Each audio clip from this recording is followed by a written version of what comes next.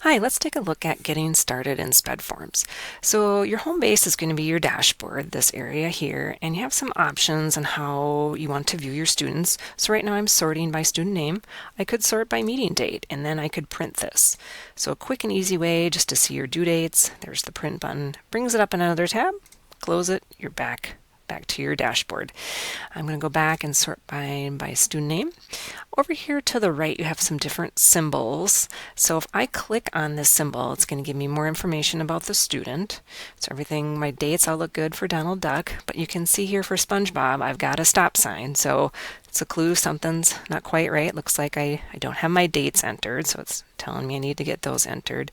Or Patrick Star has a caution symbol, so I can probably guess that has something to do with my val date, since that's also in orange.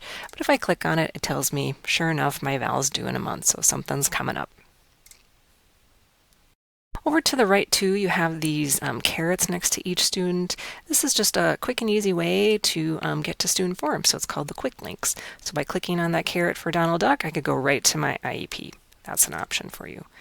And then over here to the left of the student names are these gear icons, and you can see I have some eyes next to each one of these. By hovering over it, it tells me these 3 students are inactive, or no longer receiving special ed services.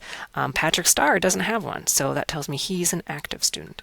And I'll show you on the list here how we can hide those inactive students in a minute. But let's say Patrick Starr has graduated, and he is we want to make him inactive or hide him from our list. So I'm going to click right on that gear icon, and that brings me to the student setup for Patrick. The key here is just going to be to uncheck that active box and then hit the save button, or if you have autosave on, you're good to go.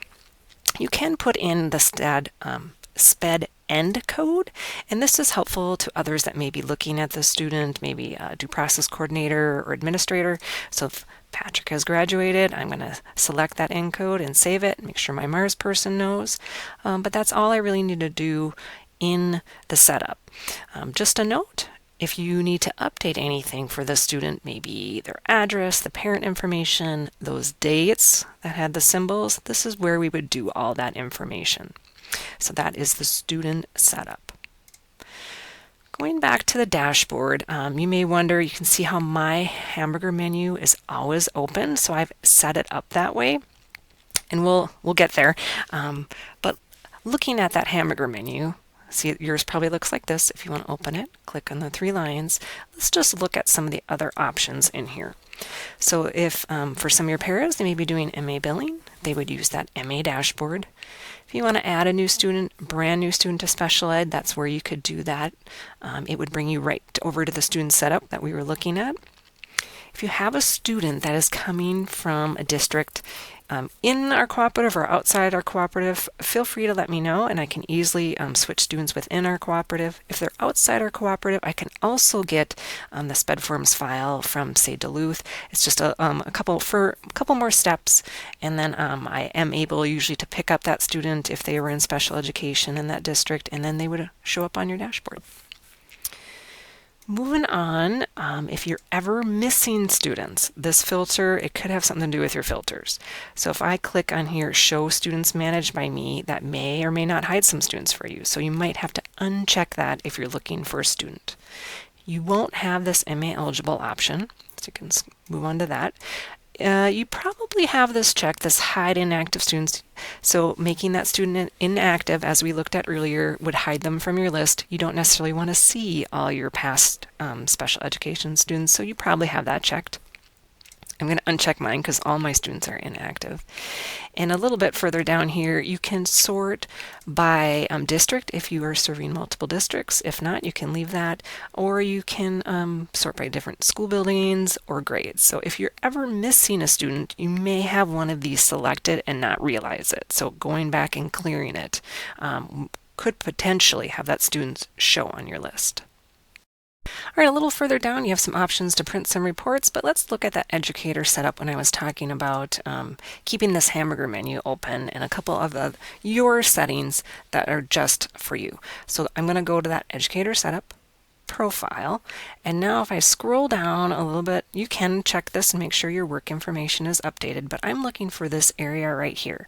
So if I want to have that autosave on, I would check that box, and it saves, I think they officially say every 5 minutes, but I've noticed it saves almost immediately. Very helpful, this enable autosave. Go ahead and turn that on if you choose. Here's where I would keep that hamburger menu open by clicking that. Then I always have that menu open to the left. And then a couple optional features down here at the bottom. I've checked this option to have an email sent to me whenever I get a new message, or if a student's shared with me. You can choose to do that, and then you get an email to you. It doesn't say the student name, but just says you have a message or a student's been shared with you. I think that's it for in the educator setup. Let's move on to the student. So let's say you're ready to start entering in your a notice of a team meeting you have coming up. So I clicked right on the student name, and then I'm going to go click right on notice of a team meeting, and now you can just open that up, start working away, and if you have autosave on, you're good to go.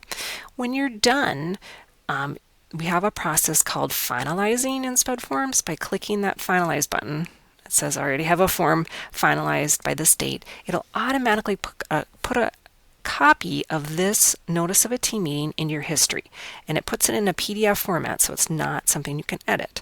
But doing that every time every form is completed is going to keep a running history of that student information. So you want to finalize all forms when they're completed in SpEd forms. Almost every form has this finalize button. If you can't finalize it, it'll tell you why. You can look at that in the history.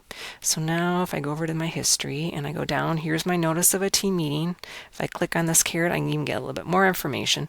But if I just want to view it, I'm going to click right on that symbol of PDF, and now I can print it or download it. So that's the history. If you're ever looking for past forms, the history is going to be a place you do that. Let's go back into, let's say I'm in the notice of a team meeting and I want to quickly get to a different student, and I didn't want to go back to my dashboard. Well, there's an option up here. It's called Switch Students, this green symbol with the 2 arrows. So if I click in there and I want to get to Patrick Starr's notice of a team meeting, I can just type his name in there and hit search, and there he is. I'm going to hit go. And now I've automatically jumped to Patrick Starr's notice of a team meeting. So you'll see that symbol up at the top. If you want to switch students quickly, that's the area to do it. If you're ever looking for a form and you can't find it, this search option at the top is really nice. So if I type in evaluation, as I'm typing, it should bring up any form with the word evaluation. And then I could click right on it, and it brings me to the evaluation report for Patrick Starr.